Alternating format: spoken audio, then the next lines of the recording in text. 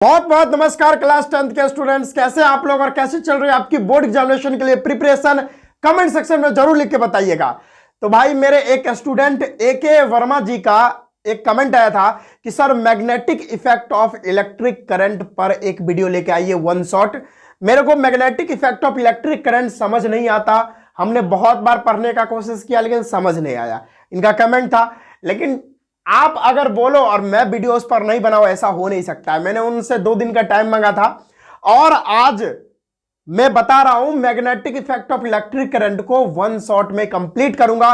और आज से आप कहना ये भूल जाओगे कि sir magnetic effect of electric current जो चैप्टर है वो बहुत ही हार्ड है। अरे भाई इजी है, ऐसे ऐसे उड़ा देंगे, ठीक है। इसमें न्यूमेरिकल भी नहीं है, काफी इजी पार्ट है ये, बहुत इजी तरीके से आज के इस वीडियो में पूरे अच्छे से बताने वाला हूं। और अगर आप ये पूरा वीडियो देख लेते हो, लगभग 1.5 घंटा का लगभग वीडियो होने वाला है, अगर ये पूरा देख लेते हो तो आप कहना भूल जाओगे कि ये चैप्टर हार्ड है। बहुत सारे बच्चों को इस चैप्टर में दिक्कत होता है, ठीक है। तो आज से कहना भूल जाओगे कि magnetic effect of electric current chapter sir hard है। बिल्कुल नहीं है भाई, बिल्कुल नहीं है। अब देखो ना कैसे पढ़ाऊंगा, बस शुरू से लेकर अंत तक बने रहिएगा। बस इतना गुजारिश है आपसे, तभी मजा आएगा और तभी तो सारा चीज समझ में आएगा। पहले ही आंकना नहीं है, कोई भी टीचर को पहले ही आंकना नहीं है कि व्हाइट बोर्ड पर पढ़ा रहे हैं क्या पढ़ा लेंगे। नहीं भाई, रुक जाओ, पहले पढ़ लो, उसके बाद तो डिसाइड कर लो ना, पहले पढ़ लो। आओ, मेरा नाम है विजेतानंद और आप देख रहे हैं आप अपना प्यारा सा यूट्यूब चैनल एकलव्य वाटिका। तो आइए हम प्यारा सा लेक्चर स्टार्ट करते हैं जिसमें magnetic effect of electric current जो चैप्टर है उसको वन शॉट में कंप्लीट करेंगे। आइए सबसे पहले देखो भाई, करंट हम लोग पढ़ रहे थे, करंट का 3 इफेक्ट होता है। एक होता है मैग्नेटिक इफेक्ट, है ना, एक होता है हीटिंग इफेक्ट, ठीक है, और एक और इफेक्ट होता है जो हमको यहां पे पढ़ना नहीं है, बस हम लोग को पढ़ना था करंट का मैग्नेटिक इफेक्ट और करंट का हीटिंग इफेक्ट। और करंट का हीटिंग इफेक्ट तो हम पढ़ चुके हैं, है ना, इलेक्ट्रिसिटी चैप्टर में ही पढ़े थे। अब करंट का मैग्नेटिक इफेक्ट हम लोग पढ़ने वाले हैं। आओ देखते हैं मैग्नेटिक इफेक्ट क्या होता है, यानी करंट से मैग्नेटिक इफेक्ट कैसे प्रोड्यूस होता है वो भी बताने वाला हूं। और सबसे टॉपिक पहला वही आ रहा है। एक हमारे साइंटिस्ट थे जिनका नाम था हैंस क्रिश्चियन ऑरिस्टेड, उन्होंने फाउंड किया था, उन्होंने पता लगाया था। और ये देखो, ये एक अभी डिस्कवरी हुई थी किसकी, ये इलेक्ट्रिक करंट से मैग्नेटिक फील्ड की, ये मतलब एकाएक हो गई थी, एक्सीडेंटली हो गई थी, है ना। ये ऐसा नहीं वो किसी और चीज का मतलब वो कर रहे थे डिस्कवरी, ये हो गया कुछ और ही, ठीक है। एक्सीडेंटल इसको डिस्कवरी बोलते हैं। जिसमें हैंस क्रिश्चियन ऑरिस्टेड लगभग 1830 में क्या कर रहे थे, एक कंपास जो है ले रखे थे और एक वायर रखे हुए थे। क्या कर रहे थे, एक वायर रखे हुए थे, उसको बैटरी से जोड़े हुए थे, एक कोई भी पावर सोर्स से, और बगल में उस वायर के जस्ट बगल में कंपास रखे हुए थे। अब जैसे ही उन्होंने स्विच ऑन किया, इलेक्ट्रिसिटी जा रही थी उस वायर में, तो ऑटोमेटिक उन्होंने ये गौर किया कि ये जो कंपास का नेडल था वो ऐसे से डिफ्लेक्ट किया। तो यहां से उनका दिमाग घूम गया, भाई ये कैसे डिफ्लेक्ट किया। ये तो तभी डिफ्लेक्ट करता है जब मैग्नेटिक फील्ड कहीं पर अगर होती है तभी ये डिफ्लेक्ट करता है, नहीं तो ऐसे क्यों करेगा भाई। तो यहीं से पता लग गया कि किसी वायर के अंदर आप इलेक्ट्रिसिटी फ्लो करवाते हैं, इलेक्ट्रिसिटी पास करवाते हैं, तो उस वायर के चारों ओर, क्या बोल रहा हूं, उस वायर के चारों ओर मैग्नेटिक फील्ड प्रोड्यूस हो जाता है। और जिसके वजह से ये जो हमारा कंपास था उसका नेडल ऐसे ऐसे किया। और ऐसे ऐसे क्यों किया ये भी बताते हैं, क्योंकि कंपास का जो नीडल होता है, मैं बता देता हूं यहां पे, ये मान लो कंपास है और ये कंपास का नीडल कुछ इस तरह से होता है। चल क्या बना ले हो, रुक जा बेटे भाई रुक जा। ये रहा कंपास का नीडल, लगभग ऐसा होता है। और ये कंपास का नीडल जो है ना वो बार मैग्नेट की तरह होता है, ठीक है। ये मैग्नेट ही है एक तरह से, ये बार मैग्नेट होता है। क्या होता है भाई, मान लो नॉर्थ पोल है, ये साउथ पोल है, तो ये बार मैग्नेट से बना होता है। क्या होता है ये भैया बार मैग्नेट होता है। और बार मैग्नेट, आप मैग्नेट है तो कोई भी मैग्नेट मैग्नेटिक फील्ड प्रोड्यूस करेगा ही करेगा। और उसको दूसरा मैग्नेटिक फील्ड अगर मिल जाएगा तो डेफिनेटली बात है वो डिफ्लेक्ट करेगा, ऐसे ऐसे डिफ्लेक्ट करेगा। तो यही हुआ था तो मैं एक बार और बढ़िया से क्लियर कर देना चाहता हूं। वैसे आप डायग्राम से भी यहां पर देख सकते हो। इस डायग्राम में यहां पर एक इलेक्ट्रिक वायर है और उसमें एक बैटरी लगा हुआ है, और जैसे ही स्विच ऑन किया गया तो इलेक्ट्रिसिटी अगर फ्लो हो रहा है तो मैग्नेटिक जो नीडल रखा हुआ है, नीडल जो रखा हुआ है उसका सुई जो है ऐसे ऐसे ऐसे ऐसे डिफ्लेक्ट करने लगा।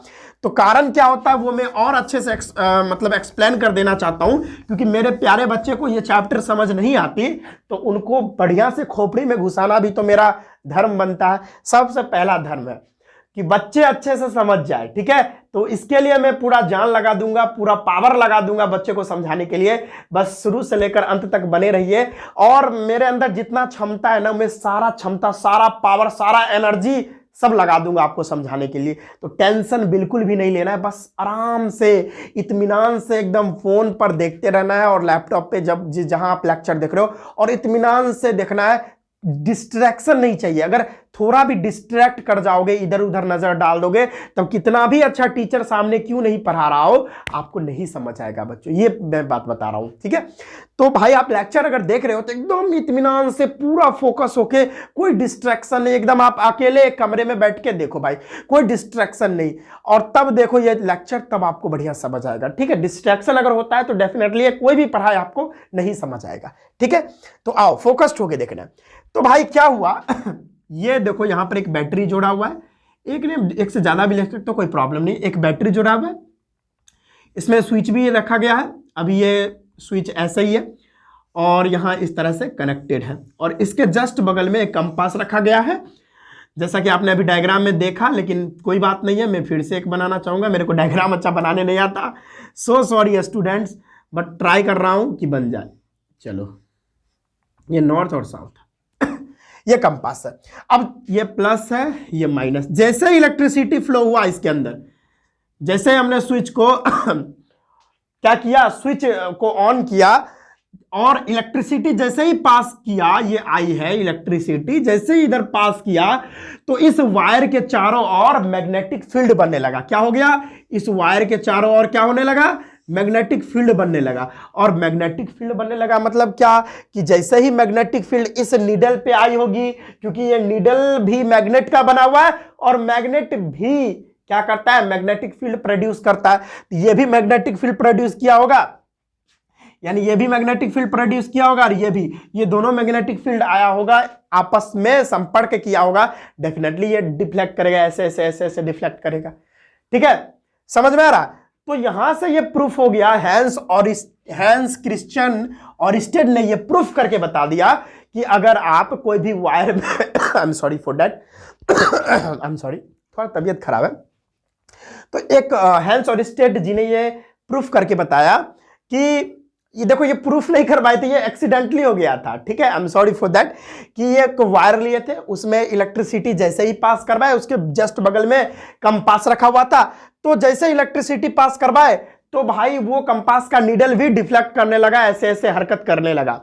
अब हरकत जो करने लगा, इससे ये पता चल गया कि अगर किसी भी वायर से अगर आप इलेक्ट्रिसिटी पास करवाते हो तो वो उस वायर के चारों ओर मैग्नेटिक फील्ड प्रोड्यूस हो जाता है, और उस मैग्नेटिक फील्ड प्रोड्यूस हो जाने की वजह से वो कंपास बगल में जो रखा हुआ था वो डिफ्लेक्ट किया, क्योंकि कंपास भी बार मैग्नेट का, कंपास का नीडल जो है वो बार मैग्नेट का बना होता है, ठीक है, इसीलिए वो डिफ्लेक्ट किया। तो ये बात आपको समझ में आ गई। ये निचोड़ जो यहां पर लिखा गया वही निचोड़ मैं आपको बता दिया हूं, ठीक है। हाँ, तो इस बात को आप समझ जाइए। थोड़ा मैं इसको मिटाना चाहूंगा, ये ऐसे मिटता नहीं है, ठंड का समय है जिसके वजह से ये सिकुड़ जाता है। अब सिकुड़ जाता है, क्या है इसकी मतलब, इसका मन, अब देखो जैसे ही मैं यहाँ पर सैनिटाइजर डाल देता हूँ तो बढ़िया से मिट जाता है। तो सैनिटाइजर का मैं उपयोग हाथ में, मुंह में, सब जगह करता हूँ, और बोर्ड में भी करता हूँ, ठीक है। हाँ हाँ, हंसना नहीं है स्टूडेंट, मैं ऐसा ही हूँ चलिए, ठीक है। अब आपको समझ में आना चाहिए, पूरा निचोड़ आपको बता दिया हूं कि मैग्नेटिक फील्ड इलेक्ट्रिक करंट से कैसे फ्लो, मतलब कैसे प्रोड्यूस होता है, और कैसे किन्होंने सबसे पहली बार किया था, हैंस क्रिश्चियन ऑरिस्टेड ने 1830 ईस्वी में लगभग में, अप्रॉक्स में आप देख लेना, ठीक है, बहुत ही बढ़िया। अब भाई हम बार बार एक शब्द का इस्तेमाल कर रहे हैं, एक word magnetic field, magnetic field, magnetic field. वो मैग्नेटिक फील्ड आखिरकार होता क्या है? देखो भाई, कोई भी मैग्नेट जो है मैग्नेटिक फील्ड प्रोड्यूस करता है, ये एकदम नॉर्मल सी बात है, सभी बच्चे जानते हैं। कोई भी मैग्नेट मैग्नेटिक फील्ड प्रोड्यूस करता है। तो होता क्या है आखिरकार मैग्नेटिक फील्ड सर? तो यहां पर देखिए क्या लिखा हुआ है, the region around a magnet where a magnetic force is felt is called या is known as magnetic field. एक खास एरिया, किसी भी मैग्नेट का एक खास एरिया जहां तक उस मैग्नेट का प्रभाव हमें महसूस होता है, उसे ही मैग्नेटिक फील्ड कहते हैं। नहीं समझ में आया तो मैं आपको बताता हूं। सपोज ये मैं दूसरा मार्कर लेना चाहूंगा। ये देखिए भैया, ये एक मैग्नेट है, मान लेते हैं मेरे पास कोई मैग्नेट नहीं है, ये एक मैग्नेट है और ये रहा दूसरा मैग्नेट, ठीक है। अभी ये दोनों चिपक नहीं रहा है, थोड़ा और पास लाए फिर भी नहीं चिपका, थोड़ा और पास लाए तो पट सबर चिपक गया। इसका मतलब क्या, जहां तक वो मैग्नेटिक फील्ड अपना, जहां तक वो मैग्नेट अपना प्रभाव दिखा रहा है, उसी एरिया को, उसी पर्टिकुलर एरिया को हम मैग्नेटिक फील्ड कहते हैं। एक बार और अच्छे से समझाना चाहेंगे। सपोज ये मैग्नेट है, ठीक है, ये मैग्नेट, ये एक मैग्नेट, ये भैया ये दूसरा मैग्नेट, ठीक है। चलिए, ये अभी अब थोड़ा देर में बताने वाला हूं। ये ऐसे इसका ये एरिया है, बस इतने एरिया तक ही अपना ये प्रभाव दिखाएगा। चलिए, फिर भी ये इसका ऐसे, ये ऐसे। मैं अभी नॉर्थ पोल साउथ पोल नहीं ले रहा हूं, तो आप बिल्कुल भी घबराए नहीं कि सर क्यों नहीं लिए। अभी हम कुछ नहीं ऐसा बता रहे हैं, बस समझा रहे हैं। ये देखो, ये पर्टिकुलर एरिया, यहां तक का जो एरिया है ना, इसी को मैग्नेटिक फील्ड बोलते हैं। यहीं तक अगर किसी भी लोहे के ऑब्जेक्ट को, किसी भी निकल के ऑब्जेक्ट को, किसी भी कोबाल्ट के ऑब्जेक्ट को यहां तक अगर रखोगे, तब तक ये अट्रैक्ट नहीं करेगा। लेकिन इस एरिया के जस्ट नीचे रख दोगे तो अट्रैक्ट कर लेगा, खींच लेगा तुरंत, ठीक है। तो वो पर्टिकुलर एरिया जहां तक मैग्नेट किसी भी लोहे के ऑब्जेक्ट्स को, किसी भी कोबाल्ट के ऑब्जेक्ट को, या खुद कोई दूसरे मैग्नेट को खींच सकता है, उस एरिया को ही मैग्नेटिक फील्ड कहते हैं। समझ में आ गया? जहां तक मैग्नेट अपना प्रभाव दिखाता है, इन्फ्लुएंस दिखाता है, वहीं तक मैग्नेटिक फील्ड कहलाता है। वही क्या होता है? मैग्नेटिक फील्ड होता है। इसको मैं मिटाना चाहूंगा जरा। बहुत ही बढ़िया, ब्लैक वाला आराम से मिट जाता है, वो ब्लू वाला नहीं मिटता, ठीक है। तो समझ में आ गया मैग्नेटिक फील्ड क्या होता है? बहुत ही बढ़िया। अब मैग्नेटिक फील्ड जो है ना, वेक्टर क्वांटिटी होती है, इसकी डायरेक्शन भी होती है, ठीक है। इसकी एक मैग्नीट्यूड भी होता है। अब डेफिनेटली है मैग्नेटिक फील्ड की मैग्नीट्यूड तो होगी ही होगी, कितना मैग्नेटिक फील्ड है, और प्लस में इसकी डायरेक्शन भी होती है। इसीलिए ये जो है हमारी वेक्टर क्वांटिटी होती है। वेक्टर क्वांटिटी आपने क्लास 9 में पढ़ा होगा कि वेक्टर क्वांटिटी ऐसी क्वांटिटी होती है जिसके पास magnitude as well as direction होता है। तो इसके पास मैग्नीट्यूड तो डेफिनेटली है ही, और डायरेक्शन भी होता है। अभी बताऊंगा कैसे डायरेक्शन फाइंड कर सकते हो, ठीक है। तो ये एक वेक्टर क्वांटिटी होता है क्योंकि इसके पास डायरेक्शन भी होता है, ठीक है। बहुत ही बढ़िया। और मैग्नेटिक फील्ड की ऐसा यूनिट टेस्ला होता है। बहुत ही बढ़िया। क्या होता है? टेस्ला। और ये महान साइंटिस्ट टेस्ला जी के नाम पे रखा गया है। बहुत ही बड़े साइंटिस्ट थे, ठीक है, बहुत ही महान साइंटिस्ट थे, बहुत रिस्पेक्ट है इनके लिए, ठीक है। तो इनका इसका ऐसा यूनिट मैग्नेटिक फील्ड का वो टेस्ला होता है। बहुत ही बढ़िया। अब अगला टॉपिक हम डिस्कस करने जा रहे हैं, वो है मैग्नेटिक फील्ड लाइंस, ठीक है। एक बार मैं जरा देखना चाहूंगा कि मेरा वीडियो सही से चल रहा है कि नहीं चल रहा है, क्योंकि जहाँ पे मैं वीडियो बनाता हूँ ना, वहाँ पर कोई लोग रहते नहीं है, तो मेरे को खुद ही देखना पड़ता है कि सब कुछ सही है कि नहीं है। नहीं तो पता चलेगा इधर मैं वीडियो बना रहा हूँ, यहाँ पढ़ा रहा हूँ, उधर कुछ और ही चल रहा है, पता चला वीडियो बंद हो गया, कुछ और हो गया, तो मेरे को बार बार देखना पड़ता है। ये तो सभी लोग जो मेरे रेगुलर स्टूडेंट होंगे उनको पता ही होगा। तो आइए स्टूडेंट्स, हम देखते हैं मैग्नेटिक फील्ड लाइंस क्या होता है। देखिए, they are imaginary which depicts the strength and direction of magnetic field. यहां पर इमेजिनरी लाइंस देना चाहूंगा मैं। They are imaginary lines which depicts the strength and direction of magnetic field। देखिए भाई, ये मैग्नेटिक फील्ड लाइंस होती क्या है? मैग्नेटिक, खोपड़ी खोल के बैठिएगा, ये मैं पहले बता रहा हूं। तो मैग्नेटिक फील्ड लाइंस क्या होती है? ये इमेजिनरी लाइन होती है, ये रियल में एग्जिस्ट नहीं करती। ये बस हमको ना मैग्नेटिक फील्ड और मैग्नेटिक फील्ड की डायरेक्शन को जानने के लिए एक इमेजिनरी लाइन बना देते हैं, ताकि कितना मैग्नेटिक फील्ड की स्ट्रेंथ है, मतलब डायरेक्शन कहां से किधर है, मतलब किधर से किधर है मैग्नेटिक फील्ड की, इससे हम मैग्नेटिक फील्ड लाइन से पता कर लेते हैं। समझ में आया? मैग्नेटिक फील्ड लाइंस एक इमेजिनरी लाइन होती है जिसकी मदद से हम लोग मैग्नेटिक फील्ड की स्ट्रेंथ और डायरेक्शन पता कर सकते हैं, वही मैग्नेटिक फील्ड लाइंस कहलाती है। ठीक है, अब मोस्ट इंपॉर्टेंट देखिए, मैग्नेटिक फील्ड लाइंस इंपॉर्टेंट नहीं है, मैग्नेटिक फील्ड लाइंस की प्रॉपर्टी बहुत इंपॉर्टेंट है। ठीक है, इसकी प्रॉपर्टीज आपको जाननी चाहिए। वो क्या है? पहली प्रॉपर्टी ये है, देखिए भाई बहुत इंपॉर्टेंट है, मैं फिर से बता रहा हूं, प्रॉपर्टी काफी इंपॉर्टेंट है, बहुत ही ज्यादा इंपॉर्टेंट है प्रॉपर्टी, इसको समझना है। तो देखिए क्या है कि मैग्नेटिक फील्ड MFL का मतलब होता है मैग्नेटिक फील्ड लाइंस। ठीक है, MFL का मैग्नेटिक फील्ड लाइंस शॉर्ट में लिख दिया हूं, समझ लेना। Magnetic field lines start at north pole, N pole बोले तो north pole of magnet and extend to south pole, but inside the magnet the direction is from south to north. पहले हमको एक मैग्नेट बनाना पड़ेगा, फिर आपको समझाना पड़ेगा।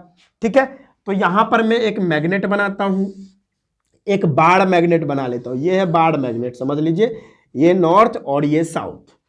हम अभी जहां पर वीडियो शूट कर रहे हैं इधर नॉर्थ है, इधर साउथ है। ठीक है, हाँ, तो बाहर आउटसाइड द मैग्नेट, मैग्नेट की बाहर के बात करें, यानी ये मैग्नेट है, मैग्नेट की बाहर बात करें तो ये जो मैग्नेटिक फील्ड लाइंस की डायरेक्शन होती है वो नॉर्थ से निकलती हुई नजर आती है आपको और साउथ में मिलती हुई नजर आती है। नॉर्थ से निकलती हुई नजर आती है, साउथ में मिलती हुई नजर आती है। ठीक है, इस तरह से होता है।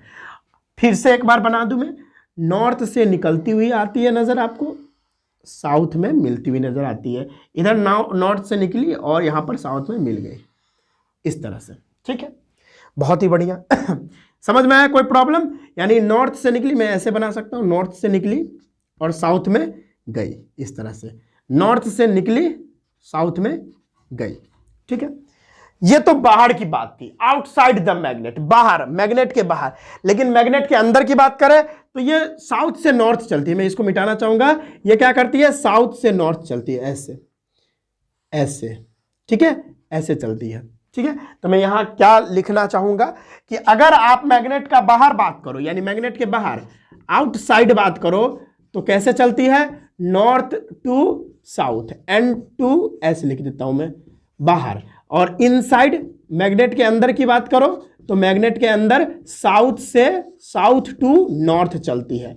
यह बात गौर करिएगा, बहुत इंपॉर्टेंट है, यहां से ही क्वेश्चन आते हैं। समझ में आया? ये पहला प्रॉपर्टी आपको समझ में आया? मैग्नेटिक फील्ड लाइंस जो होती है वो नॉर्थ से निकलती है और साउथ को जाती है। यह मैग्नेट के बाहर की बात थी। ठीक है, ये मान लो नॉर्थ, ये इधर नॉर्थ पोल और ये साउथ पोल। और मैग्नेट के अंदर की बात करें तो देखो इधर से आया, ये साउथ से नॉर्थ जा रहा है, देख रहे हैं? साउथ से नॉर्थ जा रहा है, अंदर, मैग्नेट के अंदर की बात करें। यह पहला प्रॉपर्टी था जो आपको जानना चाहिए, बहुत इंपॉर्टेंट है। आगे देखिए, आगे देखिए, magnetic field lines can never intersect each other. दो मैग्नेटिक फील्ड लाइंस एक दूसरे को कभी कट नहीं कर सकती है, कभी भी कट नहीं करेगी। मतलब सर समझाइए, मेरे को समझ नहीं आया। मतलब देखिए, मान लीजिए कि ये यहां पर ये एक मैग्नेटिक फील्ड लाइंस है और दूसरा मैग्नेटिक फील्ड लाइंस इसको कट कर दिया, जो कि कभी पॉसिबल नहीं हो सकता है, लेकिन मान लेते हैं कि काट दिया है। चलो, अगर ये काट दिया है तो सुनो, मैग्नेटिक फील्ड लाइंस पहले आपको मैं बताना चाहूंगा। ये मान लो, ये अगर ये इधर मैं बात करता हूं, ये मैग्नेटिक फील्ड लाइंस है अगर ठीक है, एक मिनट, ये अगर हम मैग्नेटिक फील्ड लाइंस बना देते हैं तो इसकी मदद से आप हर एक पॉइंट पर, मैं बढ़िया से बनाऊंगा, ये अगर मैग्नेटिक फील्ड लाइंस हमने बना दिया तो आप मैग्नेटिक फील्ड लाइंस की मदद से हर एक पॉइंट पर मैग्नेटिक फील्ड की डायरेक्शन पता कर सकते हो। सपोज आपको कह दिया कि इस पॉइंट पर मैग्नेटिक फील्ड की डायरेक्शन बताओ, तो सिंपल सा है कि इस पॉइंट पर एक टेंजेंट ड्रॉ कर देंगे और जिधर उसका डायरेक्शन होगा वही मैग्नेटिक फील्ड का डायरेक्शन होगा। तो यहां से हम एक टेंजेंट अगर ड्रॉ कर देंगे तो इधर से आपको मैग्नेटिक फील्ड की डायरेक्शन होगी। यहां पर अगर इस पॉइंट पर कहा दिया निकालने के लिए तो ये मैग्नेटिक फील्ड की डायरेक्शन होगी, बस एक टेंजेंट ड्रॉ कर देना आपको। अगर इस पॉइंट पर आपको कह दिया कि मैग्नेटिक फील्ड की डायरेक्शन बताइए, तो भाई यहां पर एक टेंजेंट ड्रॉ कर दो, ये डायरेक्शन होगी मैग्नेटिक फील्ड की। समझ में आ रहा है? तो मैग्नेटिक फील्ड लाइंस की मदद से आप मैग्नेटिक फील्ड की डायरेक्शन पता कर सकते हो हर एक पॉइंट पर भाई।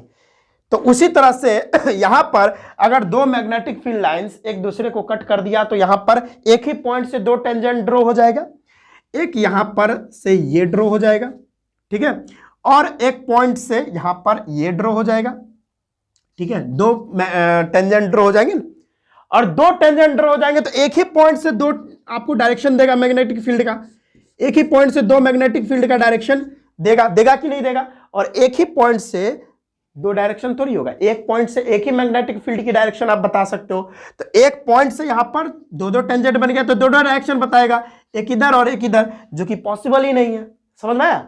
एक पॉइंट से अगर आप दो टेंजेंट बना दिए, क्योंकि दो यहां पर मैग्नेटिक फील्ड लाइंस है और दोनों कट कर दी, तो एक पॉइंट पर यहां पर एक आपने टेंजेंट बनाया, एक यहां पर टेंजेंट बना दिया, ठीक है। मैं अच्छे से बता दूं देखिए, ये अगर मैग्नेटिक फील्ड लाइंस है, ये पहला मैग्नेटिक फील्ड लाइंस और ये दूसरा मैग्नेटिक फील्ड लाइंस, ठीक है। तो यहां पर आपने एक टेंजेंट बना दिया, ठीक है, एक टेंजेंट इधर बन जाएगा, एक टेंजेंट इधर बन जाएगा। अब टेंजेंट जो दो बन गया अब दो टेंजेंट बन जाने की वजह से एक टेंजेंट यहां बना दिया और एक टेंजेंट आपने यहां बना दिया, दो टेंजेंट बना दिया, तो एक ही पॉइंट से दो डायरेक्शन कैसे पॉसिबल हो सकता है, ठीक है। तो इसीलिए जो दो मैग्नेटिक फील्ड लाइंस होती है वो कभी भी एक दूसरे को कट नहीं कर सकती, कभी भी नहीं कट करेगी, ये बात याद रखिएगा। तो ये था हमारा magnetic field lines, properties of magnetic field lines. तो ये सारा बात था, आपको समझ में आ गया?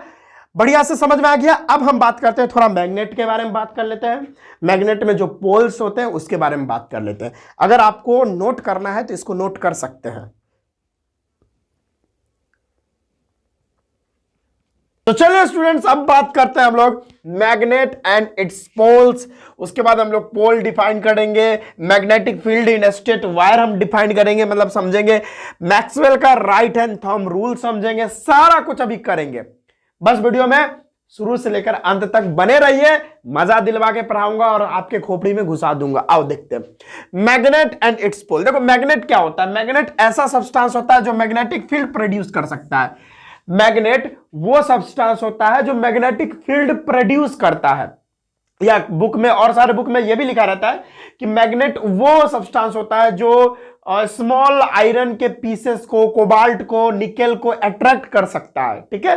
यह भी हो सकता है और ये भी डेफिनेशन सही है, दोनों सही है, कोई प्रॉब्लम नहीं। सब्सटेंसेस विच, लेकिन ये ज्यादा एप्रोप्रिएट डेफिनेशन है। ये ऐसा सब्सटेंस जो मैग्नेटिक फील्ड प्रोड्यूस करता है अपने चारों ओर, उसी को हम लोग मैग्नेट कहते हैं, ठीक है। बहुत तरह के मैग्नेट होते हैं, हॉर्सशू मैग्नेट, बार मैग्नेट, बहुत तरह के मैग्नेट होते हैं, ठीक है। इलेक्ट्रोमैग्नेट होता है एक, ठीक है, ओके। अब देखो, every magnet consist of two poles. हर एक मैग्नेट आपको जो नजर आएंगी, आपको जो दिखेंगी, वो मैग्नेट में दो पोल होते हैं। कभी भी मोनोपोल कभी मैग्नेट में एग्जिस्ट नहीं कर सकता, यानी कभी भी मैग्नेट में एक पोल नहीं हो सकता, कभी भी नहीं हो सकता। मैग्नेट हमेशा डाइपोल होता है, ठीक है, यानी दोनों पोल रहेंगे, एक नॉर्थ पोल एक साउथ पोल। तो डेफिनेटली यहां पर आप देख रहे हैं मैग्नेट के पास, हर एक मैग्नेट के पास दो पोल होते हैं, एक नॉर्थ पोल और एक साउथ पोल। ये तो सभी लोग जानते हैं, यहां तो समझ में आ गया, मैग्नेट का पूरा कंप्लीट हो गया भाई। अब क्वेश्चन आ जाएगा, पोल क्या होता है? What is poles? देखो पोल क्या होता है कि part of a magnet having maximum magnetic field. Magnet का ऐसा भाग जिस पर जो मैग्नेटिक फील्ड है वो मैक्सिमम होता है। देखो फिर से मैं बताना चाहूंगा, एक बार मैग्नेट अगर मैं बना लूं, ये है बार मैग्नेट, देखो इस तरह से बार मैग्नेट में बनाऊंगा, ये नॉर्थ पोल एक साउथ पोल, ये भैया ये होता है पोल। और यहां पर जो आपको नजर आएगा क्या, मैग्नेटिक फील्ड, ये पोल्स है यहां पर बार मैग्नेट का, और ये पोल पर जो मैग्नेटिक फील्ड होता है काफी ज्यादा होता है। कोई भी मैग्नेट के पोल पर जो मैग्नेटिक फील्ड होती है वो ज्यादा होती है। अर्थ भी जो है एक मैग्नेट की तरह बिहेव हो रहा है, तो इसका जहां पोल होगा वहां पर ज्यादा मैग्नेटिक फील्ड आपको महसूस होगी, ठीक है। ओके भाई, अब आगे समझते हैं कि magnetic field in straight wire.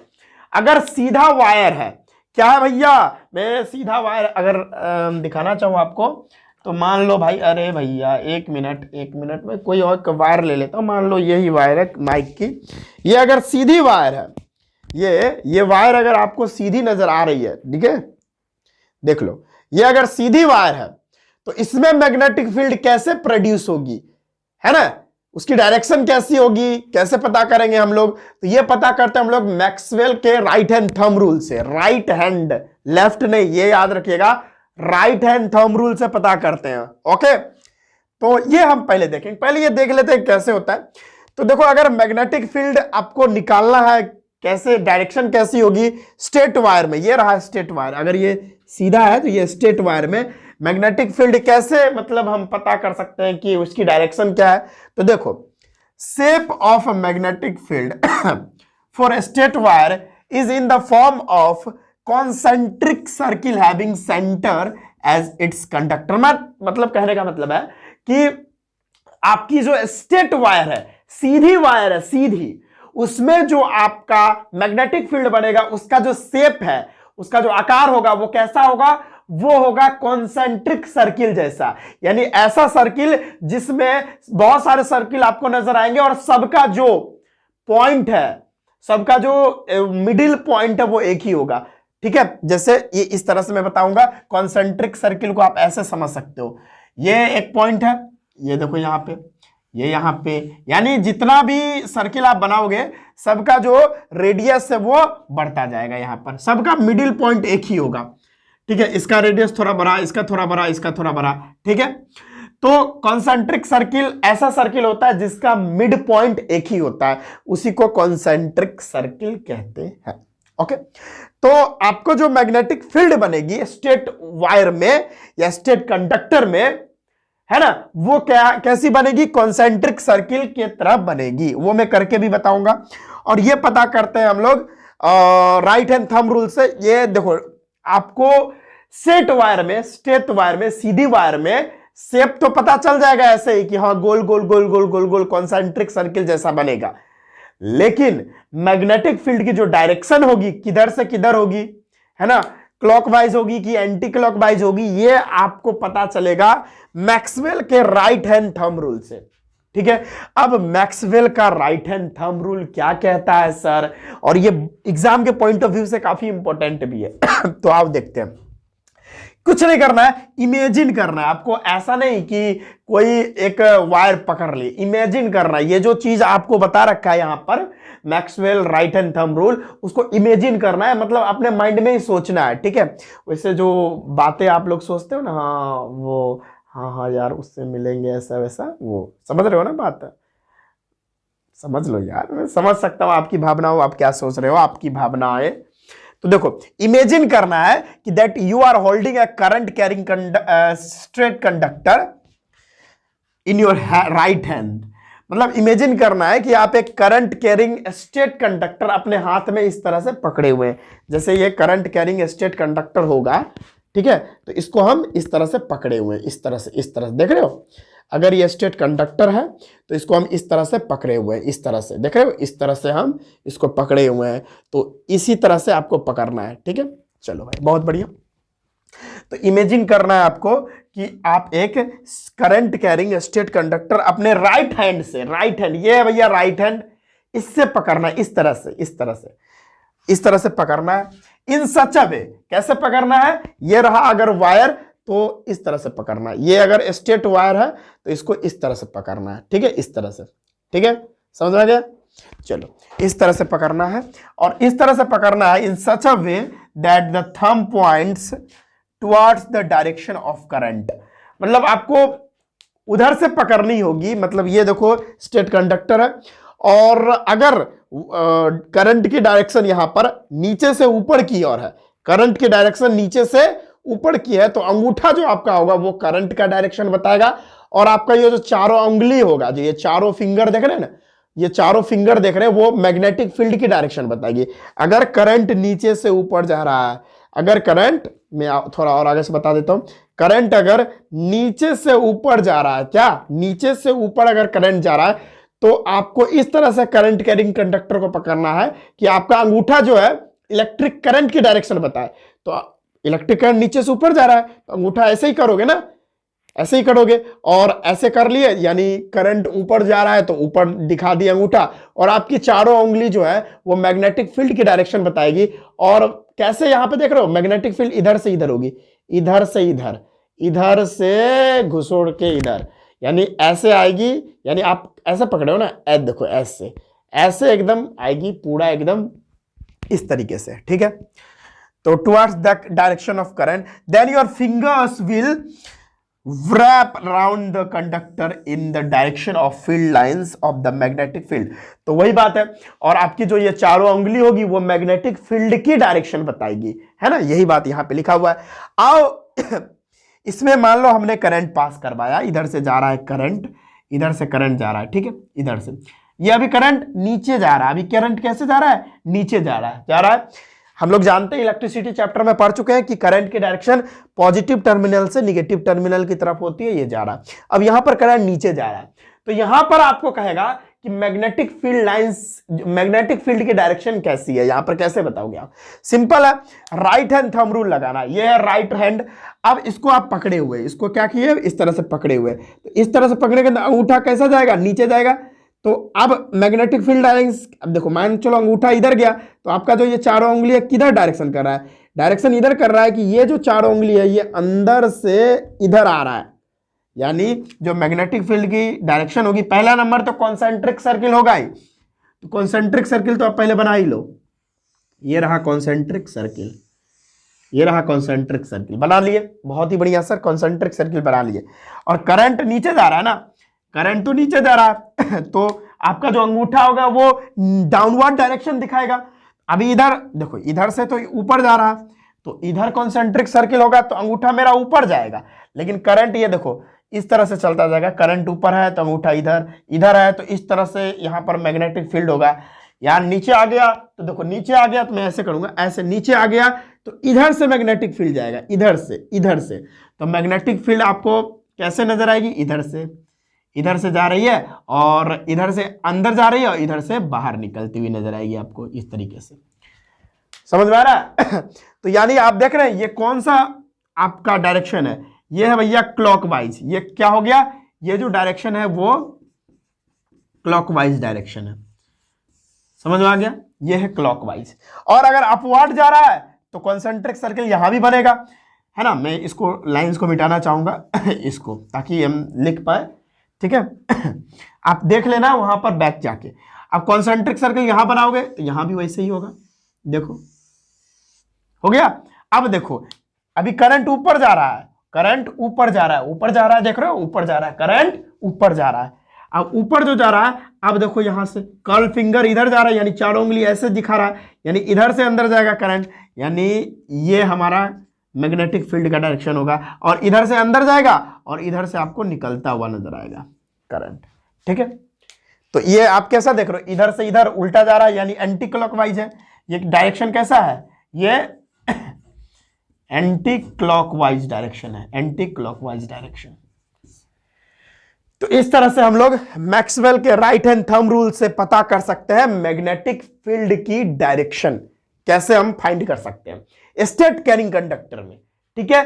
तो आपको समझ में आ गया, कोई प्रॉब्लम नहीं। अगर इस पॉइंट को आप नहीं समझे तो वीडियो को बैक कर लीजिए और फिर से समझ के आइए। और कुछ स्टूडेंट यहां पर बहुत होशियार है, वो कहेंगे सर ये बात तो समझ आ गई, आप इधर से बताओ। तो देखो इधर करंट जा रही है तो आप मैग्नेटिक फील्ड कैसे कैसे होगी, इधर से, यानी इधर से अंदर घुसेगा और इधर से निकल जाएगा, इधर से घुसेगा इधर से निकल जाएगा, सिंपल है भाई, ओके। अब देखो, अब पॉइंट आता है कि factors affecting magnetic field for state conductor, यानी स्टेट कंडक्टर में किन किन फैक्टर्स पे हमारा मैग्नेटिक फील्ड डिपेंड करता है, किस किस फैक्टर्स पे डिपेंड करता है हमारा स्टेट कंडक्टर मैग्नेटिक फील्ड, ठीक है। तो आओ, पहला तो करंट पे करता है कि magnetic field strength is directly proportional to the amount of current flowing through a conductor, यानी इस कंडक्टर में अगर आप 5 एम्पियर की करंट फ्लो करवाओगे तो उस हिसाब से मैग्नेटिक फील्ड होगा। अगर 10 एम्पियर करोगे तो मैग्नेटिक फील्ड भी स्ट्रांग हो जाएगा, 15 एम्पियर करोगे तो और स्ट्रांग मैग्नेटिक फील्ड हो जाएगा, 20 एम्पियर करंट फ्लो करवाओगे तो मैग्नेटिक फील्ड और स्ट्रांग हो जाएगा, अगर 30 एम्पियर फ्लो करवाते हो तो मैग्नेटिक फील्ड और स्ट्रांग हो जाएगा। यानी जितना ज्यादा आप लोग करंट का अमाउंट डालोगे उतना ज्यादा मैग्नेटिक फील्ड है। ठीक है, बहुत बढ़िया। डिस्टेंस के हिसाब से देखें तो magnetic field strength is inversely proportional to the distance from the conductor. क्या है? Magnetic field strength is inversely proportional to distance from conductor. यानी यहां पर आपको साफ नजर आ रहा है डिस्टेंस, देख लो, magnetic field strength is inversely proportional to distance from conductor. यानी मैग्नेटिक फील्ड उतना घटता जाएगा अगर आप कंडक्टर के डिस्टेंस को क्या करते हो? घटाते हो तो। ठीक है, magnetic field strength is inversely proportional to distance from the conductor. खोपड़ी में गया। और एक और तीसरा है भाई, तीसरा बात ये था, मैं लिखा नहीं, यहां पे जगह नहीं था, मैं ऐसे ही बता देता हूं कि अगर करंट के डायरेक्शन को आप चेंज करोगे, करंट के डायरेक्शन को आप चेंज करोगे तो मैग्नेटिक फील्ड की डायरेक्शन भी चेंज हो जाएगी। अगर आप लोग, यहां पे मैं लिख देता हूं यहां पे अगर शायद दिख रहा हो तो बहुत अच्छा है। If we change the direction of current, then the direction of magnetic field also changed। Simple सी बात है, यहां पर आप प्रूफ भी कर सकते हो। देखो इधर से इधर जा रहा है, करंट की डायरेक्शन पहले इधर थी ना, अब डायरेक्शन चेंज हो गई, मैग्नेटिक फील्ड क्लॉकवाइज हो गया। अब यहां देखो, यहां नीचे से ऊपर जा रही है, मैग्नेटिक फील्ड एंटी क्लॉकवाइज। तो भाई अगर आप करंट के डायरेक्शन को चेंज करोगे तो सिंपल सी बात है, मैग्नेटिक फील्ड की डायरेक्शन भी चेंज हो जाएगी। समझ में आ गया? ये 3 पॉइंट आपको समझ में आ गया तो नोट कर लीजिए। आई होप पूरा अच्छे से समझ में आ गया है। अब हम लोग सर्कुलर लूप में कैसे मैग्नेटिक फील्ड की डायरेक्शन वगैरह फाइंड करेंगे वो देखते हैं। पहले इसको नोट कर लो आप, ठीक है? नोट कर लो भाई, नोट कर लो। तो चलिए स्टूडेंट्स, अब हम बात करते हैं magnetic field due to current carrying circular loop. अगर सर्कुलर लूप रहेगा, सर्कुलर लूप, तो उसमें कैसे मैग्नेटिक फील्ड बनेगी, उसकी डायरेक्शन कैसी होगी, कैसे पता करेंगे? आइए देखते हैं। ये बड़ा लाइन क्या लिखा हुआ है, आइए पढ़ते हैं। At every point of a current carrying circular loop that concentric circle representing the magnetic field. Definitely है कि ये सर्कुलर लूप है और इसमें जो मैग्नेटिक फील्ड बनेगा वो भी कॉन्सेंट्रिक सर्किल ही उसका क्या रहेगा, उसका शेप जो है कॉन्सेंट्रिक सर्किल के जैसा ही रहेगा। ठीक है, जैसा कि मैंने आपको कॉन्सेंट्रिक सर्किल बताया क्या होता है कि बहुत सारे सर्किल रहेंगे और उसका मिड पॉइंट एक ही रहेगा। ठीक है, चलिए, उसका सेंटर एक ही रहेगा, उसी को कॉन्सेंट्रिक सर्किल बोलते हैं। Representing the magnetic field, magnetic field को दर्शाएगा। Around it would become larger and larger as we move away from the wire. जैसे जैसे वायर से हम दूर होते जाएंगे वो कॉन्सेंट्रिक सर्किल थोड़ा बड़ा होता जाएगा।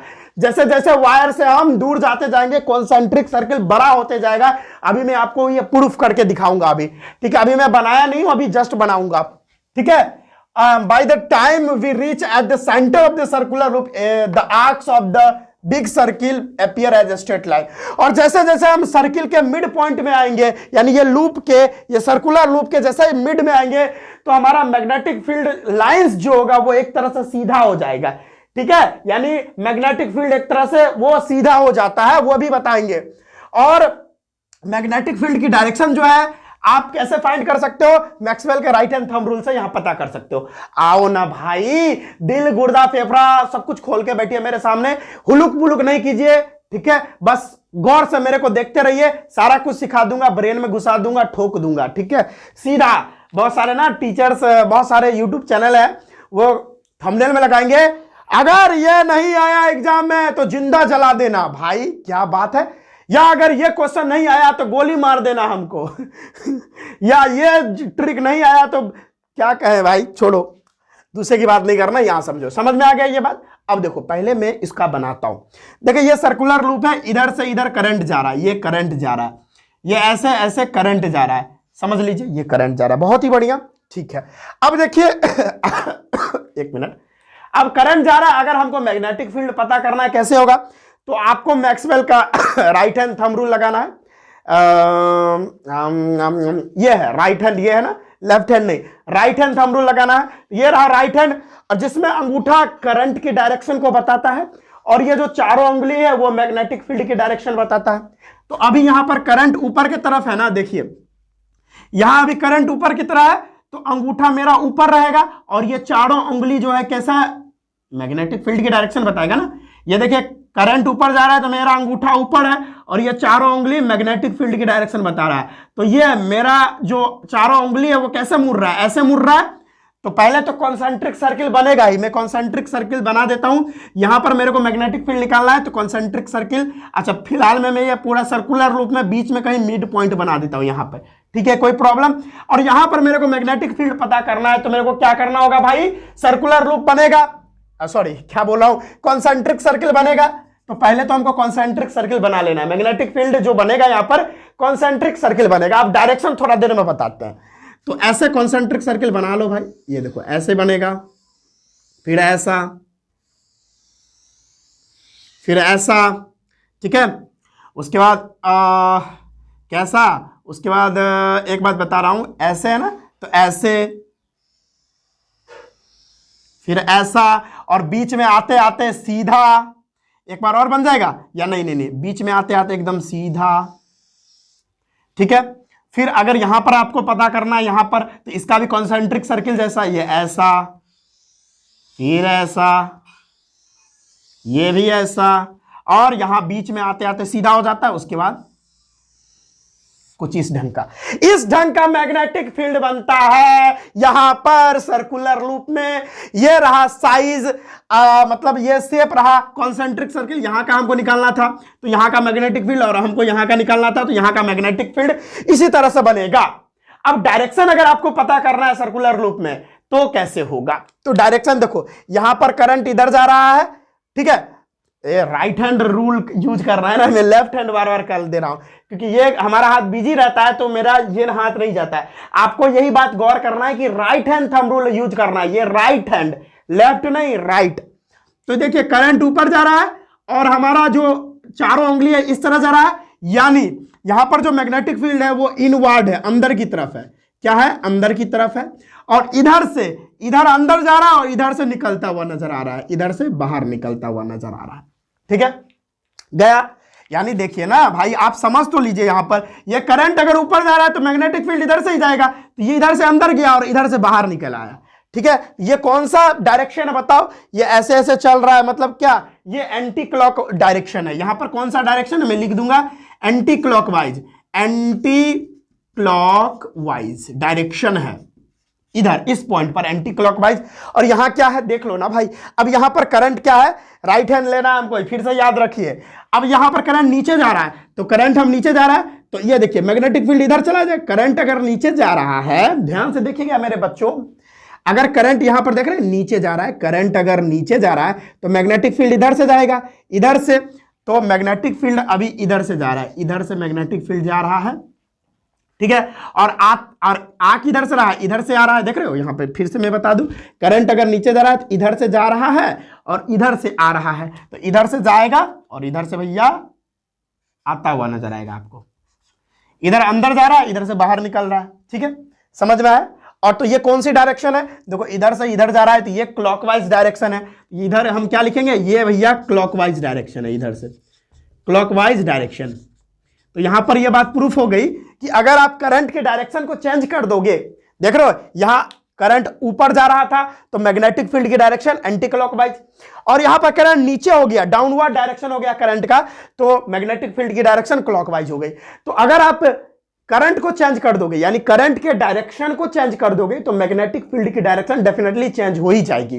तो यहां से यह प्रूफ भी हो गया, तो आपको पता चल गया। पहले अगर कह देगा कि अगर अगर क्वेश्चन इस तरह से आ गया कि सर्कुलर लूप में शेप कैसा होता है मैग्नेटिक फील्ड का, तो कॉन्सेंट्रिक सर्किल जैसा होता है। कॉन्सेंट्रिक सर्किल बोले तो बहुत सारा सर्किल रहेगा जिसका मिड पॉइंट एक ही रहेगा, ठीक है, तो शेप ऐसा होता है कॉन्सेंट्रिक सर्किल। और अगर मैग्नेटिक फील्ड की डायरेक्शन पूछ दी तो आपको उसमें बताया रहेगा कि अगर इनवर्ड करंट रहा, करंट इनवर्ड रहा, करंट अगर इनवर्ड रहा, देखो भाई एक बात आप कह सकते हो कि अगर यहां का आपको कह रहा है मैग्नेटिक फील्ड निकालने के लिए, ये सर्कल जैसा आपको सर्कुलर लूप दिख रहा है ना, लेकिन अब कहीं ना कहीं इतना दूर का बोल रहा है, तो इतना दूर को हम मतलब एक स्ट्रेट लाइन हम समझ सकते हैं। जैसे देखो भाई, ये अगर ध्यान से देखिएगा, ये अगर सर्कुलर लूप है, ठीक है, ध्यान से देखिए, ये सर्कुलर लूप है और आपको यहां का कह रहा है मैग्नेटिक फील्ड निकालने के लिए, तो भाई यहां तक का इतना ही दूर होगा, तो इसको हम सीधा कंसीडर कर सकते हैं, स्ट्रेट वायर कंसीडर कर सकते हैं। तो स्ट्रेट वायर अगर कंसीडर कर लिए तो हम राइट हैंड थंब रूल लगा के मैग्नेटिक फील्ड की डायरेक्शन बता सकते हैं। अगर करंट अपवर्ड है तो मैग्नेटिक फील्ड जो है एंटी क्लॉकवाइज होगी, और करंट अगर डाउनवर्ड है तो मैग्नेटिक फील्ड क्लॉकवाइज डायरेक्शन में होगी। ये आपके खोपड़ी में गया कि नहीं गया, कमेंट सेक्शन में बताइए टाइम स्टैम्प के साथ, ठीक है। ये अगर आपको समझ नहीं आया तो वीडियो को थोड़ा पीछे कर ले और फिर से समझ के आए, क्योंकि ये बात बहुत इजी है, कोई मतलब भारी बात नहीं है, बहुत इजी है, ठीक है भाई। खोपड़ी में गया, कोई समस्या, हाँ कोई समस्या नहीं। और किधर करंट, किधर जो है मैग्नेटिक फील्ड की डायरेक्शन होगा वो राइट हैंड रूल से हम निकाल सकते हैं, राइट हैंड थंब रूल से। गया, खोपड़ी में गया, बहुत समझ में आ गई, बहुत ही बढ़िया, ये समझ में आ गया, कोई समस्या नहीं सर। अब आगे हम बात करते हैं factors affecting magnetic field for circular loop. मतलब सर्कुलर लूप का जो मैग्नेटिक फील्ड होता है ना, वो किन किन बातों पर निर्भर करता है ना, किन किन फैक्टर्स पर डिपेंड करता है, ये बताता हूं मैं आपको। देखो, पहला तो करंट है, सर्कुलर वायर में जो करंट जा रहा है उस पर डिपेंड करता है कि जितना करंट आप बढ़ा दोगे उतना मैग्नेटिक फील्ड स्ट्रांग हो जाएगा, क्योंकि मैग्नेटिक फील्ड जो है वो करंट के मैग्नीट्यूड पे डिपेंड करता है, यानी कि जितना ज्यादा आप करंट का वैल्यू बढ़ा दोगे उतना ज्यादा वो सर्कुलर लूप में मैग्नेटिक फील्ड बढ़ जाएगा। अगर आप 5 एम्पियर का करंट फ्लो करवाओगे तो 5 एम्पियर जैसा आपको मैग्नेटिक फील्ड मिलेगा। 10 एम्पियर अगर करंट डालोगे तो मैग्नेटिक फील्ड भी बढ़ जाएगी उसके हिसाब से। तो जितना ज्यादा आप करंट का वैल्यू रखोगे उतना ज्यादा मैग्नेटिक फील्ड हो जाएगी, यानी जितना ज्यादा करंट उस सर्कुलर लूप में आप फ्लो करवाओगे उतना ज्यादा मैग्नेटिक फील्ड होगा आपका, ठीक है। इसीलिए यहां पर लिया गया है कि magnetic field directly proportional to current, जितना ज्यादा करंट उतना ज्यादा मैग्नेटिक स्ट्रेंथ, ठीक है, और जितना कम करंट उतना कम मैग्नेटिक स्ट्रेंथ। अब दूसरा बात, रेडियस ऑफ लूप पे डिपेंड करता है, यानी आप मान लो, यहां पर मैं इसको मिटाना चाहूंगा, मैं 2 लूप लेके आपको समझाता हूं, ये वाला पॉइंट ऐसे ही खुद ब खुद समझ आ जाएगा। मान लो हम ये एक लिए, एक सर्कुलर लूप हमने ये ले लिया और एक सर्कुलर लूप मैंने ये ले लिया।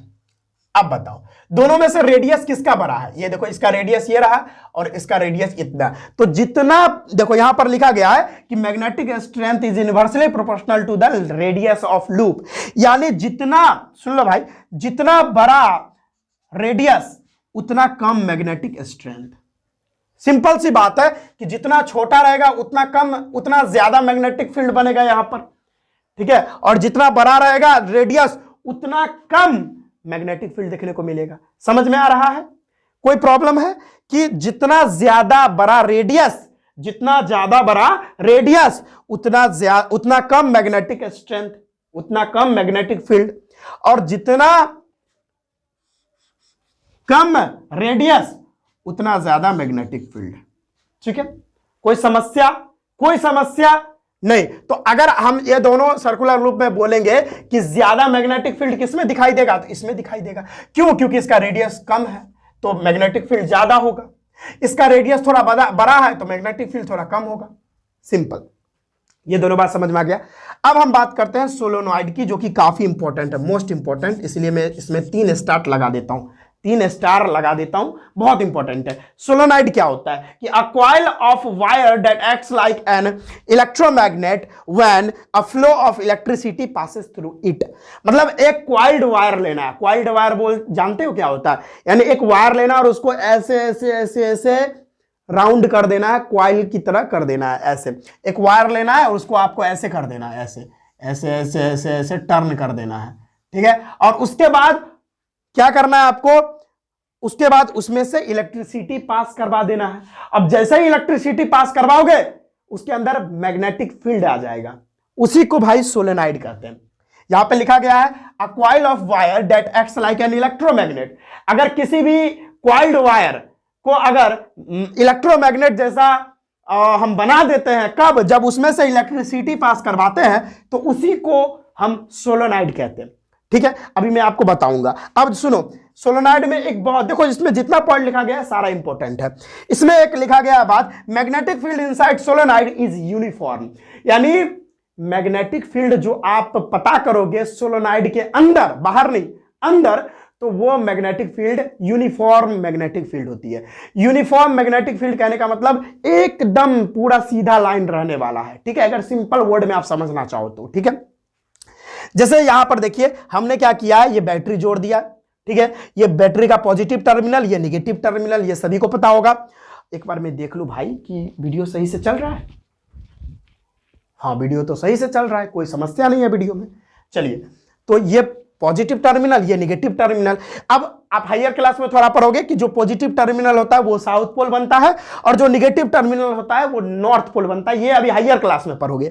अब आपको पता है कि जो सोलोनाइड में मैग्नेटिक फील्ड बनता है और जो हमारा बार मैग्नेट में बनता है, दोनों का सेम होता है मैग्नेटिक फील्ड, ठीक है। तो यहां पर हमने मैग्नेटिक फील्ड लाइंस बनाया है जो एकदम पूरा पूरा मैच करता है बार मैग्नेट के मैग्नेटिक फील्ड लाइन से, ठीक है, सेम रहता है दोनों का। लेकिन क्या होता है कि हम लोग बार मैग्नेट में इनसाइड, बार मैग्नेट के इनसाइड हम लोग जो मैग्नेटिक फील्ड होता है उसको हम कभी भी देख नहीं सकते। लेकिन ये क्या होता है ना कि यहां पर ये सोलोनाइड में वायर जो हमने कॉइल किया उसके अंदर हम लोग देख सकते हैं, मतलब हम लोग मतलब मैग्नेटिक फील्ड को हम लोग मेजर कर सकते हैं यहां पर इसके अंदर, ठीक है। तो अब बार मैग्नेट के अंदर क्या है, बार मैग्नेट तो अंदर से पूरा भरा हुआ है, उसमें थोड़ी देख सकते हैं, वो तो पूरा सॉलिड है अंदर से, तो उसमें तो पता नहीं कर सकते। लेकिन इसके अंदर तो हम लोग पता कर सकते हैं।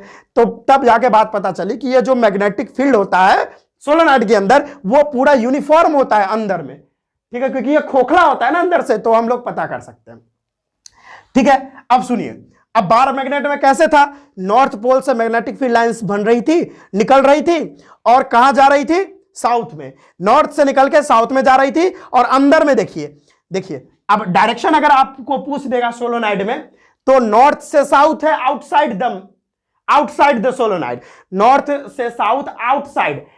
अगर आप सोलोनाइड के बाहर की बात कर रहे हो तो बाहर में नॉर्थ से साउथ जा रहा है, देख रहे हो एरो दिखा रहा है, और अंदर इनसाइड द सोलोनाइड क्या है, साउथ से नॉर्थ, देखो एरो, और यहां पर यूनिफॉर्म है, देख रहे हो यहां पर आप देख रहे हो एकदम पूरा लाइन एकदम पूरा एक दूसरे से पैरेलल है। इसको क्या बोलते हैं, यूनिफॉर्म मैग्नेटिक फील्ड, इसको ही बोलते हैं यूनिफॉर्म मैग्नेटिक फील्ड। चलो भाई, ये समझ में आ गया, खोपड़ी में गया। ये आप भाई डायग्राम आपको अच्छे से आना चाहिए, ठीक है, और उसके बाद इसका भी डायग्राम बहुत इंपॉर्टेंट है, इसीलिए तो मैं बनाया हूं। अब आगे देखिए किन किन फैक्टर्स पे सोलोनाइड का जो मैग्नेटिक फील्ड है वो डिपेंड कर सकता है और करंट पे। सिंपल सी बात है, अभी मैंने बताया जितना ज्यादा करंट आप बढ़ा दोगे, यानी जितना ज्यादा, अब नीचे लिखूंगा दिखेगा नहीं, आप समझ लो जितना ज्यादा करंट आप बढ़ा दोगे उतना ज्यादा मैग्नेटिक स्ट्रेंथ बढ़ जाएगा इसका सोलोनाइड का। जितना ज्यादा करंट उतना ज्यादा मैग्नेटिक फील्ड बढ़ जाएगा, सिंपल सी बात, जैसे अभी पीछे इसमें हमने बताया था सर्कुलर लूप वाला में। और दूसरा, number of turns per unit length, यानी कितने कम से कम लेंथ में ज्यादा से ज्यादा टर्न, वो जो कॉइल बन रहा है वो ज्यादा से ज्यादा टर्न अगर लग जाए, इस पर भी डिपेंड करता है। यानी अगर मैं आपको समझाना चाहूं सिंपल लैंग्वेज में, तो मेरे पास दो है, ये देखो यहां है, इतना एक लेंथ है और एक इतना लेंथ है, ठीक है। इतना लेंथ में मैंने यहां 2 3 4 5 6 इतना टर्न लिया और इसमें 1 2 3 4 5 6 लिया। अब इसमें ज्यादा कौन होगा, मतलब देखो इसमें हमने 1 2 3 4 5 टर्न लिया, इसमें 1 2 3 4 5 टर्न लिया, इसमें भी 5 टर्न लिया।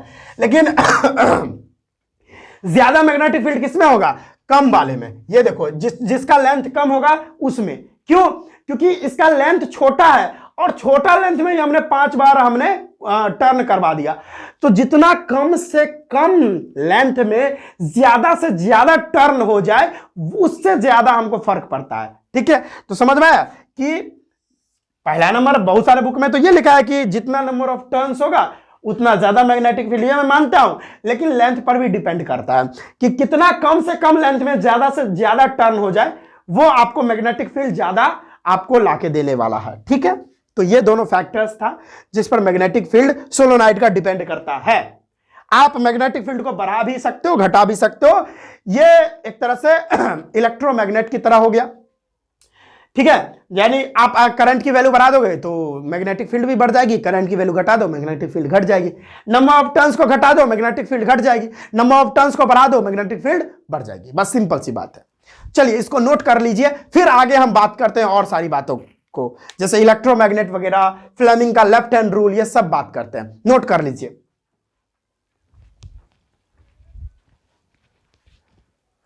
तो चलिए स्टूडेंट्स अब बात करते हैं इलेक्ट्रोमैग्नेट का क्या होता है। आइए डेफिनेशन पढ़ते हैं। A strong magnetic field produced inside a solenoid can be used to magnetize a piece of magnetic material like soft iron, है ना, like soft iron. When placed inside the coil, magnet is so formed is called electromagnet. भाई सुनो, क्या करना है कि solenoid होता है ना, सोलोनाइड के अंदर अगर हम लोग क्या यूज कर ले, मैग्नेटिक मटेरियल यूज कर ले, जैसे सॉफ्ट आयरन, उसको हम डाल देंगे और हम जो है ना इलेक्ट्रिक करंट की मदद से उसके मैग्नीट्यूड को यानी मैग्नेटिक फील्ड जो है वो चेंज भी कर सकते हैं, स्ट्रॉन्ग भी कर सकते हैं। समझ रहे हैं? उसी को तो इलेक्ट्रोमैग्नेट बोलते हैं भाई। समझ में आया कि स्ट्रॉन्ग मैग्नेटिक फील्ड प्रोड्यूस करवाने के लिए, ज्यादा मैग्नेटिक फील्ड प्रोड्यूस करवाने के लिए हम लोग क्या यूज करते हैं, कोई मैग्नेटिक मटेरियल यूज कर लेते हैं सोलोनाइड के बीच में, जिसको हम सॉफ्ट आयरन बोल सकते हैं, और उसके वजह से जो है ना ज्यादा मैग्नेटिक फील्ड प्रोड्यूस होता है। हालांकि ये हम लोग मैनेज कर सकते हैं, कंट्रोल कर सकते हैं by the help of electric current. जितना वैल्यू डालेंगे इलेक्ट्रिक करंट की, उस ढंग से हमारा इलेक्ट्रोमैग्नेट हो जाएगा। ठीक है, तो समझ में आया इलेक्ट्रोमैग्नेट क्या होता है? जी हाँ भाई। अब बहुत इंपॉर्टेंट है, यहां पर ये डायग्राम भी देख लो, यही है इलेक्ट्रोमैग्नेट। अब मोस्ट इंपॉर्टेंट है भाई, ये तो इलेक्ट्रोमैग्नेट था इंपॉर्टेंट, लेकिन ज्यादा इंपॉर्टेंट है। और कभी कभी ना इलेक्ट्रोमैग्नेट और परमानेंट मैग्नेट में आपको डिफरेंस पूछ देता है, तो आपको पता होना चाहिए कि इलेक्ट्रोमैग्नेट में जो मैग्नेटिक फील्ड है उसको हम चेंज कर सकते हैं, और परमानेंट मैग्नेट में जो मैग्नेटिक फील्ड है उसको चेंज नहीं कर सकते। वो परमानेंट है, उस नाम से ही सजेस्ट हो रहा है परमानेंट, उसको कभी चेंज ही नहीं कर सकते। हाँ, आइए फ्लेमिंग लेफ्ट हैंड रूल समझते हैं। फ्लेमिंग का लेफ्ट हैंड रूल, ये रहा लेफ्ट हैंड। आप इसमें बोल रहा है, जो बोल रहा है वो आप पढ़ लेना, मैं डायरेक्ट बोलता हूं। आप ना अपने लेफ्ट हैंड को इस तरह से स्ट्रेच करो कि जो तीनों उंगली है, तीनों फिंगर है, ये हमारा ये फोर फिंगर, ये हमारा मिडिल फिंगर और ये हमारा थंब, तीनों एक दूसरे से म्यूचुअली परपेंडिकुलर हो। एक दूसरे से क्या हो? म्यूचुअली परपेंडिकुलर हो। देख रहे हैं ये 90 डिग्री का एंगल बना रहा है। परपेंडिकुलर कहने का मतलब क्या? 90 डिग्री का एंगल बनाना। तो ये हमारा फोर फिंगर होता है, ये वाला मैं आगे आगे बताता हूं। ये हमारा फोर फिंगर, ये हमारा मिडिल फिंगर, ये हमारा थंब। तो आप इस तीनों उंगली को, तीनों फिंगर को इस तरह से स्ट्रेच करो कि ये तीनों फिंगर एक दूसरे से म्यूचुअली परपेंडिकुलर हो जाए, 90 डिग्री का एंगल आपको बनता हुआ नजर आए। आपने ऐसे खोल लिया। तो अगर यहां पर लिखा हुआ है, अगर आपका जो ये फोर फिंगर है, अगर ये आपका फोर फिंगर है, ये मैग्नेटिक फील्ड की डायरेक्शन बताता हो, और ये हमारा क्या, ये देख रहे हो, ये क्या कहते हैं, ये हमारा है मिडिल फिंगर, ये अगर इलेक्ट्रिक करंट की डेफिनेशन बताता हो, तो हमारा थंब जो है वो उस कंडक्टर पर लगने वाले फोर्स की डायरेक्शन बताएगा। अब ये मैं क्यों फ्लेमिंग का लेफ्ट हैंड रूल हमको क्यों पढ़ना पड़ रहा है ये बताता हूं। एक मैग्नेट ले लो, उसको धागे में बांध के ऐसे फ्रीली छोड़ दो। ठीक है, फ्रीली छोड़ दोगे तो वो अपने आप को ना नॉर्थ से साउथ में सस्पेंड कर लेगा, नॉर्थ से साउथ में अपने आप को अरेंज कर लेगा। अब कैसे भी घुमा के कर दो कोई मैग्नेट को और ऐसे ही फ्रीली छोड़ दो तो वो अपने आप को अरेंज कर लेगा नॉर्थ से साउथ। तो ऐसा क्यों होता है? तो उस पर कौन सा फोर्स लग रहा है? तो वो फोर्स हम लोग निकाल सकते हैं, किधर किस डायरेक्शन में फोर्स लग रहा है, वो फोर्स हम फ्लेमिंग लेफ्ट हैंड रूल से निकाल सकते हैं। ठीक है, कोई भी कंडक्टर पे अगर जो फोर्स लग रहा है, ठीक है, वो हम निकाल सकते हैं फ्लेमिंग के लेफ्ट हैंड रूल से। तो फ्लेमिंग का लेफ्ट हैंड रूल क्या कहता है, एक बार फिर से मैं बताता हूं कि अपने लेफ्ट हैंड को इस तरह से स्ट्रेच कर लीजिए। हमारा ये फोर फिंगर जो है वो मैग्नेटिक फील्ड की डायरेक्शन बताएगी, और हमारा जो मिडिल फिंगर है वो इलेक्ट्रिक करंट की डायरेक्शन बताएगी। तो हमारा जो थंब है ना, वो किस साइड हमारा फोर्स लग रहा है, मैग्नेटिक फोर्स की डायरेक्शन बताएगी, है ना। आओ मैं इसका एक दो क्वेश्चन करवा देता हूं, ये पूछ देता है ना भाई। मार्कर कहां गया? यही तो रखा था मैं, यहां देखो। ये देखो, ये है आपका फोर्थ फिंगर। ये क्या है भैया? ये आपका फोर्थ फिंगर है जो आपका मैग्नेटिक फील्ड की डायरेक्शन बताता है, ये सभी लोग जानते हैं। और करंट का जो डायरेक्शन है वो ऊपर की तरफ है, ये करंट की डायरेक्शन है। तो आपको बताना है कि फोर्स की डायरेक्शन किधर होगी, मैग्नेटिक फोर्स किधर लगेगी। आओ मैं बताता हूं आपको। लेफ्ट हैंड रूल, फ्लेमिंग का लेफ्ट हैंड रूल लगाने के लिए लेफ्ट हैंड को इस तरह से खोलना है जिससे ये तीनों उंगली, ये हमारा फोर्थ फिंगर, ये हमारा मिडिल फिंगर और ये हमारा थंब, तीनों एक दूसरे से परपेंडिकुलर हो। तो देखो ये मैग्नेटिक फील्ड की डायरेक्शन बताता है। ये वाला फिंगर, ये मैं थोड़ा मारकर पीछे रखता हूं, ये मैग्नेटिक फील्ड की डायरेक्शन बताता है। तो यहां पर ठीक है, ये सारा ठीक है। और करंट ये बताता है करंट, तो हमको ऐसे करना होगा। तो करंट ऊपर है, ये करंट है, ये करंट है जो कि ऊपर दिख रहा है, यहां पर करंट हमने कर लिया। मैग्नेटिक फील्ड इधर जा रहा है तो मैग्नेटिक फील्ड ये उंगली दिखाता है। तो फोर्स अब किधर लग रहा है, देख रहे हो, इनवर्ड। फोर्स किधर लग रहा है, इनवर्ड। फोर्स इस बोर्ड के अंदर लग रहा है, देख रहे हो। ये देखो यहां पर, ये मैग्नेटिक फील्ड जो कि सीधा जा रहा है, मैग्नेटिक फील्ड, ठीक है। और करंट ऊपर लग रहा था तो करंट हमने ऊपर कर दिया। तो यहां पर अंगूठा किसका डायरेक्शन बताता है, मैग्नेटिक फोर्स की। तो फोर्स किधर लग रहा है, अंदर की तरफ लग रहा है। तो यहां पर जो है इनवर्ड हो जाएगा। क्या हो जाएगा, इनवर्ड। फोर्स कहां लग रहा है, इनवर्ड। सिमिलर, ठीक है स्टूडेंट्स। तो इस तरह से हम लोग कर सकते हैं। इनवर्ड लगा, फिर आप उस हिसाब से कर लेना जिस हिसाब से क्वेश्चन आएगा। मैंने एक करवा दिया। अब हम बात करते हैं डोमेस्टिक सर्किट के बारे में। देखो डोमेस्टिक सर्किट की बात करेंगे तो डोमेस्टिक सर्किट में आपको तीन तरह का वायर आपको मिलेगा। एक लाइव वायर होता है, एक न्यूट्रल वायर होता है, एक अर्थ वायर होता है। लाइव वायर जो है रेड कलर का होगा, हमारा न्यूट्रल वायर ब्लैक कलर का होगा और अर्थ वायर ग्रीन कलर का होता है। जैसे यहां पर आपको दिख रहा है एक डायग्राम, और एक डायग्राम में यहां भी दिखा सकता हूं जो कि आप देख सकते हो, नहीं तो आप यही डायग्राम से समझ सकते हो। इसमें ये हमारा लाइव वायर है जो यहां, और ये है हमारा मीटर। ये लाइव वायर इस तरह से गया है और लाइव वायर पहले फ्यूज में, ये भैया फ्यूज है, फ्यूज से होकर ये सॉकेट है, देख रहे हैं ये सॉकेट है, ये भैया हमारा सॉकेट है। देखो वन शॉट में वीडियो कंप्लीट कर रहे हैं तो थोड़ा तेजी में करना पड़ रहा है। ये डायग्राम आपको याद होना चाहिए। ये सॉकेट है जिसमें लाइव वायर जो है हर एक सॉकेट एक एक सॉकेट से कनेक्ट हो गया, यहां पर देख रहे हो। हाँ, उसके बाद हमारा एक न्यूट्रल वायर जो कि ब्लैक कलर का होता है, न्यूट्रल वायर आया, वो जो है ना मीटर से कनेक्टेड नहीं होता है, ठीक है। कनेक्टेड कर भी सकते हो, नहीं भी कर सकते हो, कोई प्रॉब्लम नहीं। न्यूट्रल वायर डायरेक्ट आया और एक सॉकेट से ये भी कनेक्ट हो गया, ठीक है। तभी तो सर्किट कंप्लीट होगा। सर्किट कंप्लीट करने के लिए न्यूट्रल वायर और यहां पर तीनों कनेक्ट हो गया, दोनों कनेक्ट हो गया यहां पर, ठीक है। एक लाइव वायर रेड कलर का था वो भी कनेक्ट, और एक न्यूट्रल वायर सर्किट कंप्लीट करने के लिए इसको कनेक्ट करना पड़ा। अब हमारा जो अर्थ वायर होता है उसका काम क्या होता है कि कोई भी कंडक्टर है और जनरली मेटालिक कंडक्टर है, अब मान के चलो कि उसमें करंट आ जाएगा, चार्ज, देखो कंडक्टर है तो चार्ज को डिस्ट्रीब्यूट कर देगा, चार्ज जो कंडक्ट करेगा। अब हम उस कंडक्टर को छुएंगे तो हमको झटका लग सकता है, तो उस चार्ज को न्यूट्रलाइज करने के लिए, उस चार्ज को मतलब खत्म करने के लिए यहां पर आपको ऊपर ऊपर से एक सॉकेट जो दिया रहता है यहां पर, वो हर एक सॉकेट से, यहां पर देख रहे हैं हर एक सॉकेट से आपको अर्थ वायर नजर आएगी और हर एक सॉकेट से कनेक्टेड होके डायरेक्ट अर्थ में ये डाल देता है हर एक चार्ज को। तो कोई भी मेटालिक कंडक्टर के अंदर कोई भी मेटल का कोई भी एप्लियंसेस है उसके ऊपर थोड़ा चार्ज, देखो थोड़ा ना थोड़ा चार्ज रह ही जाता है, तो उस चार्ज को न्यूट्रलाइज करके नीचे एकदम अर्थ में डाल देगा वो, ठीक है। तो ये ऊपर में होता है ताकि जो भी चार्जेस रहे उस इलेक्ट्रिक एप्लियंसेस पर वो सारा चार्ज लेके वो अर्थ में डायरेक्ट डाल दे उसको, तो हमको झटका ना लग पाए, इसलिए यहां पर अर्थ वायर का यूज किया जाता है।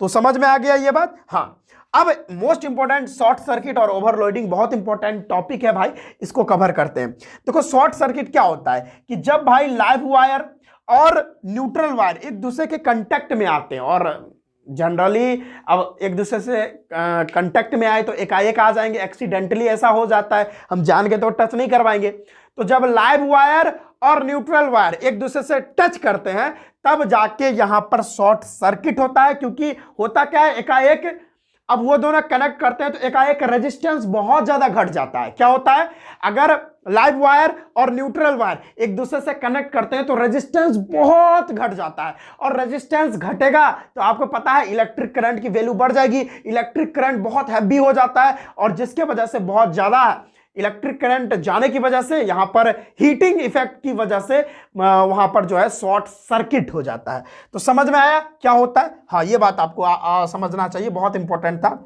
ओवरलोडिंग क्या होता है कि जब भी हम लोग मल्टीपल डिवाइसेस यूज करने लगते हैं, मान लो कोई जो है वायर 5 एम्पियर की करंट आप उसमें मैक्सिमम यूज कर सकते हो और उसमें 10 एम्पियर 15 एम्पियर आप यूज कर रहे हो, तो क्या होगा? ओवरलोड कर रहे हो। एक सॉकेट से, एक डिवाइसेस से, यानी एक सॉकेट से आप लोग बहुत सारा इलेक्ट्रिकल एप्लियंसेस चला रहे हो, ठीक है, कंडक्ट करवा रहे हो। तो भाई सिंपल मान चलो यहां पर अभी हम बता तो नहीं सकते इधर कैमरा घुमा के, लेकिन यहां पर देखिए सॉकेट है और इस सॉकेट से मैं भी ओवरलोडिंग ही कर रहा हूं एक तरह से, जिससे वजह से मेरा वायर बहुत बार जल चुका है। इस बात को मैं देखा हूं और इस बात को मैं फेस भी किया हूं कि यहां पर बहुत सारे सॉकेट, मतलब 4-5 सॉकेट यहां पर है और जिसमें मैं ये देखिए 2 ट्यूबलाइट का बल्ब लगाया हुआ हूं, एक भाई ऊपर 2 बल्ब लगाया उससे सॉकेट डाला हूं, इधर दोनों तरफ ट्यूबलाइट लगाया, इधर से इसको कनेक्ट किया हूं। तो मैं भी एक तरह से क्या कर रहा हूं? ओवरलोडिंग कर रहा हूं, ठीक है।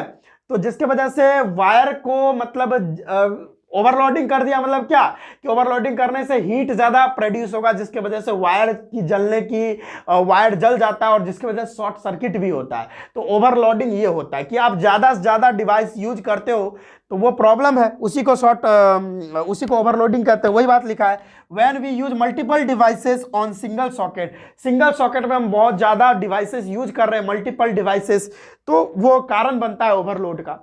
और ओवरलोड से भाई शॉर्ट सर्किट हो जाएगा, क्योंकि ओवरलोड जितना करोगे उतना हीट प्रोड्यूस होगा और हीट ज्यादा प्रोड्यूस होगा तो डेफिनेटली है कि शॉर्ट सर्किट होगा, ठीक है। अब हीट प्रोड्यूस होगा तो वो वायर गलेगा और जो न्यूट्रल वायर है और जो लाइव वायर है वो एक दूसरे से कनेक्ट करेंगे तो शॉर्ट सर्किट हो जाएगा। सिंपल था। तो ये चैप्टर हमारा कंप्लीट होता है, जिसमें भाई मोटर और इलेक्ट्रिक जनरेटर, ठीक है, फैराडेज लॉ, ये सब पूरा रिलेटेड है, एनसीईआरटी से पूरा रिलेट है, तो इसको हम नहीं कवर करवाए हैं, ठीक है। तो नोट कर लीजिए ये, और ये डायग्राम तो आना ही चाहिए, ये नोट कर लीजिए भाई। चलिए नोट करिए। चलिए तो भाई ये चैप्टर हमारा 1 शॉट में कंप्लीट हो गया है।